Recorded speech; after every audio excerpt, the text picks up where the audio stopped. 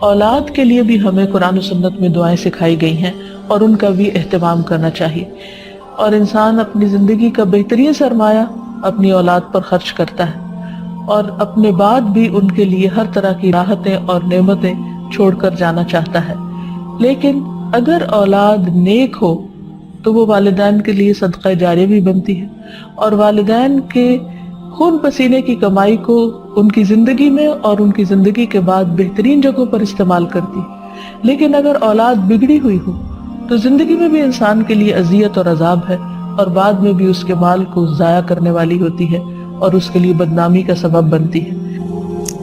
پھر اسی طرح یہ ہے کہ اگر کسی کی اولاد نہ ہو تو اس کے لیے بھی دعا سکھائی گئی ہے، اور وہ دعا ابراہیم علیہ السلام کی دعا ہے، جس میں وہ کہتے ہیں رب ہب لی من الصالحین، اے میرے رب مجھے نیک اولاد عطا فرما، صالح لوگوں میں سے عطا فرما۔ فبشرناہ بغلام حلیم، تو ہم نے اسے ایک بردبار بیٹے کی بشارت دی، یعنی اللہ سبحانہ وتعالیٰ نے ان کی دعا سن لی، اور یہ دعا بہت عرصے کے بعد سنی گئی تھی لیکن بہرحال سن لی گئی۔ ابراہیم علیہ السلام اللہ کے دوست تھے اور مستجاب الدعوات تھے، ان کی دعائیں قبول ہوتی تھی۔ یہاں یہ بات بھی پتہ چلتی ہے کہ دعا کی قبولیت کا مطلب یہ نہیں کہ جس وقت انسان منہ سے کوئی بات نکالے اسی وقت پوری ہو جائے، اس کی پورے ہونے میں بعض اوقات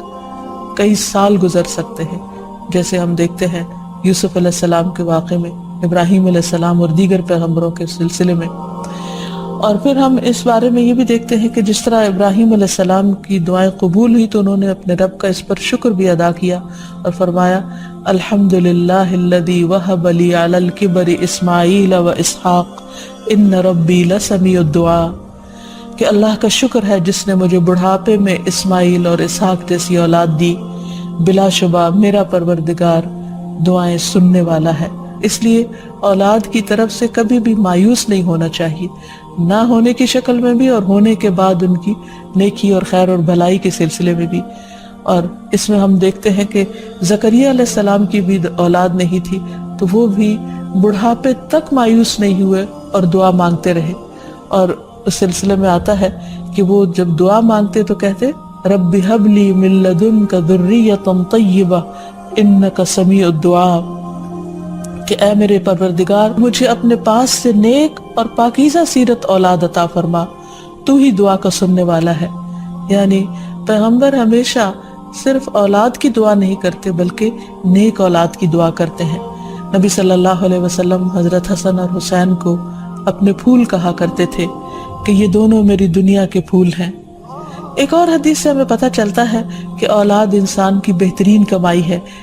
فرمایا ان اولادکم من اطیب کسبکم، تمہاری اولاد تمہاری سب سے بہترین کمائی ہے، بس اپنی اولاد کی کمائی میں سے کھاؤ، یعنی وہ انسان کے لیے حلال ہے، جائز ہے۔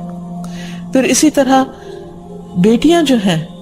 ان کی تعلیم و تربیت اور ان کی پرورش بھی ایک بہت خیر و بھلائی اور جنت کمانے کا ذریعہ ہے، لیکن اس کے ساتھ ساتھ یہ بھی یاد رکھنا چاہیے کہ اولاد ایک رسپانسبلٹی بھی ہے،